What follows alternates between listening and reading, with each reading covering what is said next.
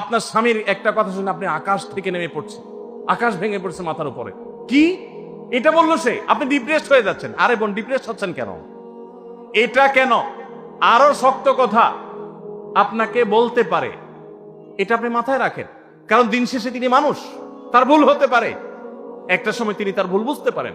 দাম্পত্য জীবনে যদি স্বামী স্ত্রী উভয়ে যদি ধৈর্যশীল না হয়, সবরকারী না হয়, হুটহাট রিয়াকশন করে ফেলে, কখনো দাম্পত্য জীবনে সুখী হওয়া সম্ভব নয়।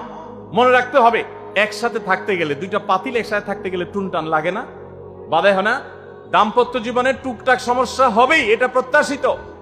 মনে রাখবেন, এই জিনিসটা যদি আপনি আগে থেকে মাথায় রাখেন, তাহলে আপনার কষ্ট অনেকখানি দূর হয়ে যাবে। আমরা অনেকে আকাশ থেকে নেমে পড়ি। কি বলে? এত বড় সাহস, এই কথা বলতে পারে? কেন ভাই আশ্চর্য হচ্ছেন কেন? এর চেয়ে বেশি কথা বলতে পারে। মাথা বাড়ি মারছে? আরে ভাই, ছুরি মারে নাই যে শুকর আদায় করেন। বুঝেন নাই কথা? একই কথা বোনদের জন্য প্রযোজ্য। আমার মা বোন যারা শুনছেন তাদেরকেও বলছি।